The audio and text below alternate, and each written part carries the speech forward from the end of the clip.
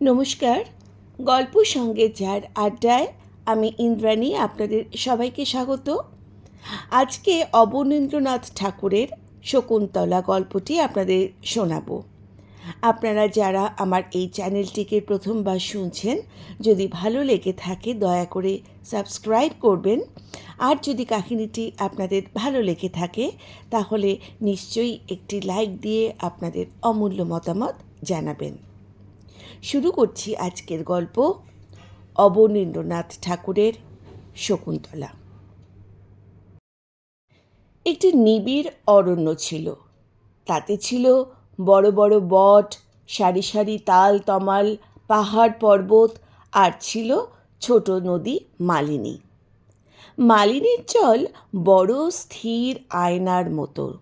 তাতে গাছের ছায়া, নীল আকাশের ছায়া, রাঙা মেঘের ছায়া সকলই দেখা যেত।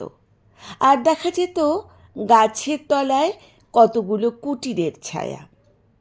নদী তীরে যে নিবিড় বন ছিল তাতে অনেক জীবজন্তু ছিল। কত হাঁস, কত বক সারাদিন খালের ধারে বিলের জলে ঘুরে বেড়াতো। কত ছোট ছোট পাখি, কত টিয়া পাখির ঝাঁক গাছের ডালে ডালে গান গাইত, কোটরে কোটরে বাসা বাঁধত। দরে দরে হরিণ, ছোট ছোট হরিণ শিশু কুশের বনে, ধানের খেতে, কচি ঘাসের মাঠে খেলা করত।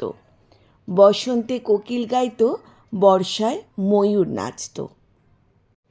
এই বনে ৩,০০০ বছরের এক প্রকাণ্ড বটগাছের তলায় মহর্ষি কর্ণদেবের আশ্রম ছিল। সেই আশ্রমে জটাধারী তপস্বী কর্ণ আর মা গৌতমী ছিলেন। তাদের পাতার কুটির ছিল, পরনে বাকল ছিল, গোয়াল ভরা গাই ছিল, চঞ্চল বাছুর ছিল, আর ছিল বাকল পরা কতগুলো ঋষিকুমার। তারা কর্ণদেবের কাছে বেদ পড়ত, মালিনীর জলে তর্পণ করত, গাছের ফলে অতিথি সেবা করত, বনের ফুলে দেবতার অঞ্জলি দিত। আর কি করত? বনে বনে হোমের কাঠ কুড়িয়ে বেড়াতো, কালো গাই, ধুলো গাই মাঠে চড়াতে যেত। সবুজ মাঠ ছিল, তাতে গাই বাছুর চড়ে বেড়াতো। বনে ছায়া ছিল, তাতে রাখাল ঋষিরা খেলে বেড়াতো। তাদের ঘর গড়বার বাড়ি ছিল, ময়ূর গড়বার মাটি ছিল, রেণু বাঁশের বাঁশি ছিল, বট পাতার ভেলা ছিল, আর ছিল খেলবার সাথী বনের হরিণ, গাছের ময়ূর, আর ছিল মা গৌতমীর মুখে দেব দানবের যুদ্ধ কথা, তাও কর্ণের মুখে মধুর সামবেদ গান। সকলেই ছিল, ছিল না কেবল আধার ঘরের মানিক ছোট মেয়ে শকুন্তলা। একদিন নিশুতি রাতে আপসরী মেনকা তার রূপের ডালি, দুধের বাছা শকুন্তলা মেয়েকে সেই তপবনে ফেলে রেখে গেল। বনের পাখিরা তাকে ডানায় ঢেকে বুকে নিয়ে সারা রাত বসে রইল। বনের পাখিদেরও দয়ামায়া আছে, কিন্তু সেই মেনকা পাষাণীর কি দয়ামায়া ছিল? খুব ভোরবেলায় তপবনের যত ঋষিকুমার বনে বনে ফুল ফল কুড়োতে গিয়েছিল, তারা আমুলকি বনে আমুলকি, হর্তুকি বনে হর্তুকি, ইংলি বনে ইংলি কুড়িয়ে নিলে তারপর ফুনেল বনে পুজোর ফুল তুলতে তুলতে পাখিদের মাঝে ফুলের মতন সুন্দর শকুন্তলা মেয়েকে কুড়িয়ে পেলে। সবাই মিলে তাকে কোলে করে তাঁত কর্ণের কাছে নিয়ে এলেন। তখন সেই সঙ্গে বনের কত পাখি, কত হরিণ সেই তপবনে এসে বাসা বাঁধল। শকুন্তলা সেই তপবনে, সেই বটের ছায়ায় পাতার কুটিরে মা গৌতমীর কোলে পিঠে মানুষ হতে লাগল। তারপর শকুন্তলার যখন বয়স হলো, তখন তাঁতকর্ণ পৃথিবী খুঁজে শকুন্তলার বন আনতে চলে গেলেন। শকুন্তলার হাতে তপবনের ভার দিয়ে গেলেন। শকুন্তলার আপন মা বাপ তাকে পর করল, কিন্তু যারা পর ছিল তারা তার আপনার হলো। তাৎকর্ণ আর আপনার মা গৌতমী আর আপনার ঋষি বালকেরা আর আপনার ভাইয়ের মতো। গোয়ালের গাই বাছুর সেও তার আপনার, এমনকি বনের লতাপাতা তারাও তার আপনার ছিল। আর ছিল তার বড়ই আপনার দুই প্রিয় সখী অনুসূয়া প্রিয়ংবদা। আর ছিল একটি মা হারা হরিণ শিশু, বড়ই ছোট, বড়ই চঞ্চল। তিন সখীর আজকাল অনেক কাজ, ঘরের কাজ, অতিথি সেবার কাজ, সকাল সন্ধে গাছে জল দেবার কাজ, সহকারে মল্লিকা তার বিয়ে দেবার কাজ।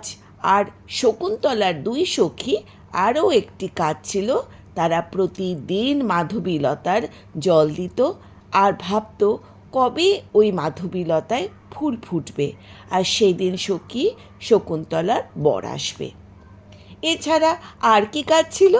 হরিণ শিশুর মতো নির্ভয়ে এ বনে সে বনে খেলা করা, ভ্রমরের মতো লতা বিতানে গুনগুন গল্প করা, নয়তো মরালি মতো মালিনীর হিমজলে গা ভাসানো, আর প্রতিদিন সন্ধ্যা আধারে বনপথে বনদেবীর মতো তিন সখীতে ঘরে ফিরে আসা, এই কাজ।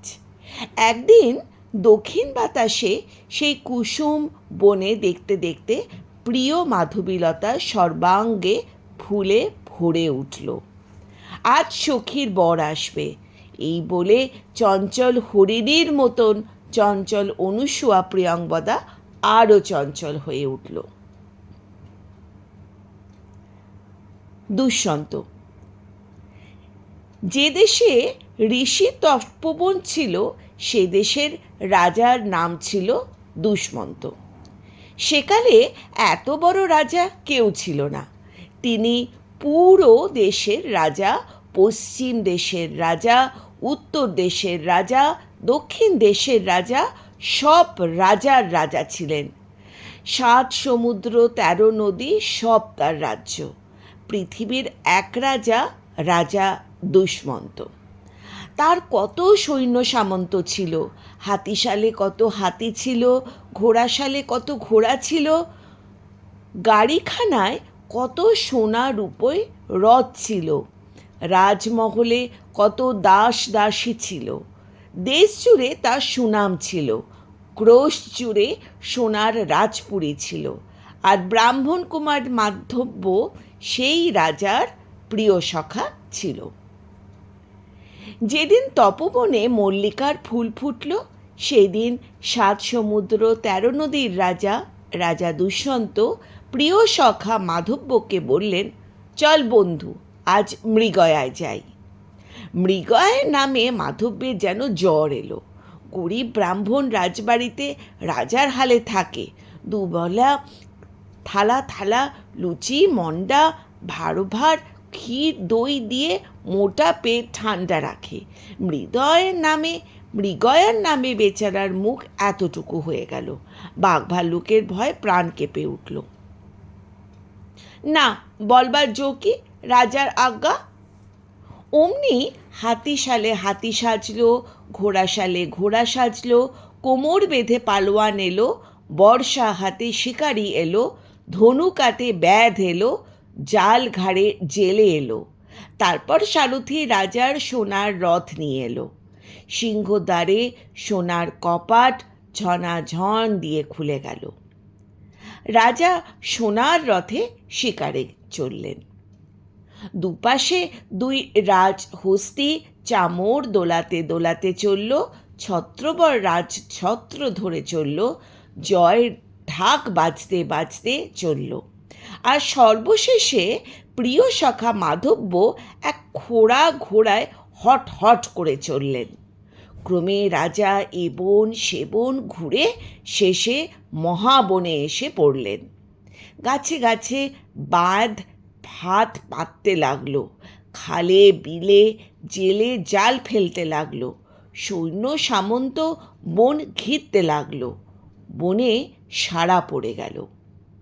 গাছে গাছে কত পাখির ছানা পাতার ফাঁকে ফাঁকে কচি পাতার মতো ছোট ডানা নড়ছিল, রাঙা ফলের মতো ডালে দুলছিল, আকাশে উড়ে যাচ্ছিল, কোটরে ফিরে আসছিল, কিচমিচ করছিল। ব্যাধে সাড়া পেয়ে বাসা ফেলে কোটর ছেড়ে কে কোথায় পালাতে লাগলো। মোষ গরমের দিনে ভিজে কাদায় পড়ে ঠান্ডা হচ্ছিল। তাড়া পেয়ে শিং উঁচিয়ে ঘাড় বেঁকিয়ে গহন বনে পালাতে লাগলো। হাতি সুরে করে জল ছিটিয়ে গা ধুচ্ছিল, শাল গাছে গা ঘষছিল, গাছের ডাল ঘুরিয়ে মশা তাড়াচ্ছিল। ভয় পেয়ে সুর তুলে পদ্মবন দোলে ব্যাধের জাল ছিঁড়ে পালাতে আরম্ভ করলো। বনে বাঘ হুঙ্কার দিয়ে উঠল, পর্বতে সিংহ গর্জন করে সারা বন কেঁপে উঠল। কত পাখি, কত বড়া, কত বাঘ, কত ভাল্লুক, কেউ জালে ধরা পড়ল, কেউ ফাঁদে ধরা পড়ল, কেউ বা তরোয়ালে কাটা গেল। বনে হাহাকার পড়ে গেল।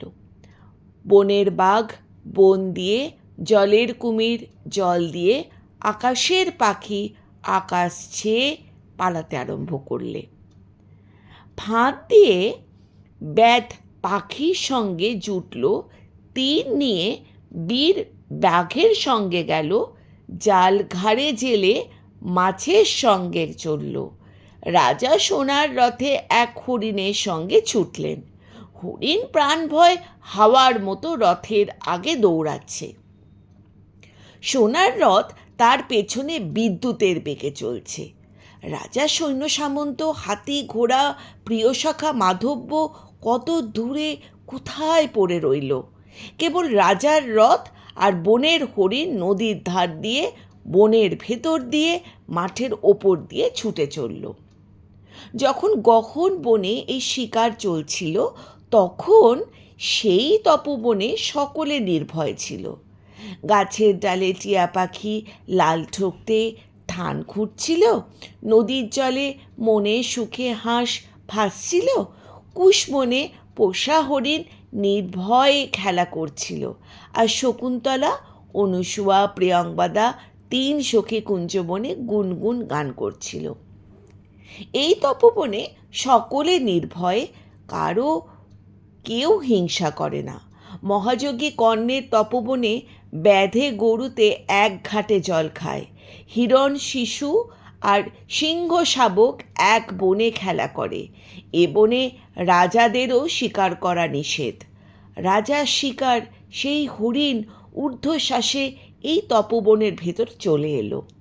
রাজাও অমনি ধনুস্বর ফেলে ঋষি দর্শনে চললেন। সেই তপবনে সোনার রথে পৃথিবীর রাজা আর মাধবী কুঞ্জে রূপসী শকুন্তলা দুজনে দেখা হলো। এদিকে মাধব্য কি বিপদেই পড়েছে, আর সে পারেই না। রাজভোগ না চলে তার চলে, নানা রকম নরম বিছানা ছাড়া ঘুম হয় না, পালকি ছাড়া সে এক পাও চলে না।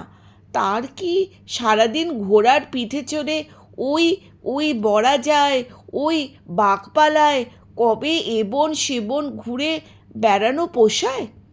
পল্ললের পাতা পচা কষা জলে কি তার তৃষ্ণা ভাঙে? ঠিক সময় রাজভোগ না পেলে সে অন্ধকার দেখে। তার কি সারাদিনের পর একটু আধপোড়া মাংস পেটে না পড়লে হয়? পাতার বিছানায় মশার কামড়ে তার কি ঘুম হয়? বনে এসে ব্রাহ্মণ মহা মুশকিলে পড়েছে। সমস্ত দিন ঘোড়ার পিঠে ফিরে সর্বাঙ্গ দারুণ ব্যথা, মশার জ্বালায় রাত্রে নিদ্রাই নেই, মনে সর্বদা ভয়, ওই বুঝি ভালুক এলো, ওই বুঝি বাঘ ধরলে, ভয় ভয় বেচারা আধখানা হয়ে গেছে।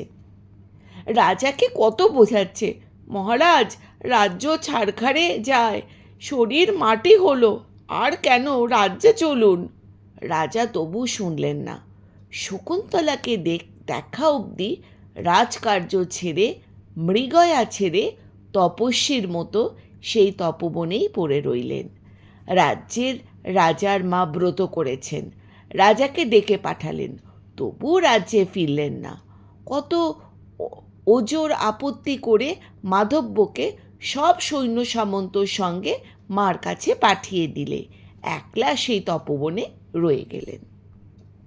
মাধব্য রাজবাড়িতে মনের আনন্দে রাজার হালে আছে, আর এদিকে পৃথিবীর রাজা বনবাসীর মতো বনে বনে হা শকুন্তলা হো শকুন্তলা বলে ফিরছে। হাতের ধনুক তৃণের বাণ কোন বনে পড়ে আছে। রাজবেশ নদীর জলে ভেসে গেছে, সোনা রঙে কালি হয়েছে। দেশের রাজা বনে ফিরছে। আর শকুন্তলা কি করছে? নিকুঞ্জ বনে পদ্মের বিছানায় বসে পদ্ম পাতায় মহারাজকে মনের কথা লিখছে। রাজাকে দেখে কে জানে তার মন কেমন হলো। এক দণ্ডও না দেখলে প্রাণ কাঁদে, চোখের জলে বুক ভেসে যায়। দুই সখী তাকে পদ্মফুলে বাতাস করছে, গলা ধরে কত আদর করছে, আঁচলে চোখ মোছাচ্ছে, আর ভাবছে এইবার ভোর হলো, বুঝি সখীর রাজা ফিরে এলো। তারপর কি হলো? দুঃখের নিশি প্রভাত হলো, মাধবীর পাতায় পাতায় ফুল ফুটল, নিকুঞ্জের গাছে গাছে পাখি ডাকলো, সখীদের পোষা হরিণ কাছে এলো। আর কি হলো? বনপথে রাজাবর কুঞ্জে এলো। আর কি হলো? পৃথিবীর রাজা আর বনের শকুন্তলা দুজনে মালা বদল হলো। দুই সখীর মনোবাঞ্ছা পূর্ণ হলো। তারপর কি হলো? তারপর কতদিন পরে সোনার সাজে সোনার রথ রাজাকে নিয়ে রাজ্যে গেল, আর আধার বনপথে দুই প্রিয় সখী শকুন্তলাকে নিয়ে ঘরে গেল তপবনে। রাজা রাজ্যে চলে গেলেন, আর শকুন্তলা সেই বনে দিন গুনতে লাগলেন। যাবার সময় রাজা নিজের মোহর আংটি শকুন্তলাকে দিয়ে গেলেন, বলে গেলেন, সুন্দরী, তুমি প্রতিদিন আমার নামে একটি করে অক্ষর পড়বে, নামও শেষ হবে, আর বনপথে সোনার রথ তোমাকে নিতে আসবে। কিন্তু হায়, সোনার রথ কই এলো? কত দিন গেল, কত রাত গেল, দুষ্মন্ত নাম কতবার পড়া হয়ে গেল, তবু সোনার রথ কই এলো? হায় হায়, সোনার সাজে সোনার রথ সেই যে গেল, আর ফিরল না। পৃথিবীর রাজা সোনার সিংহাসনে, আর বনের রানী কুটির দুয়ারে, দুজনে দুইখানে। শকুন্তলা পরবর্তী অধ্যায় আসছে। আপনাদের যদি চ্যানেলটি ভালো লেগে থাকে বা কাহিনীটি ভালো লেগে থাকে, দয়া করে সাবস্ক্রাইব করে একটি লাইক দেবেন, আর আপনাদের অমূল্য মতামত নিশ্চয়ই জানাবেন। ধন্যবাদ।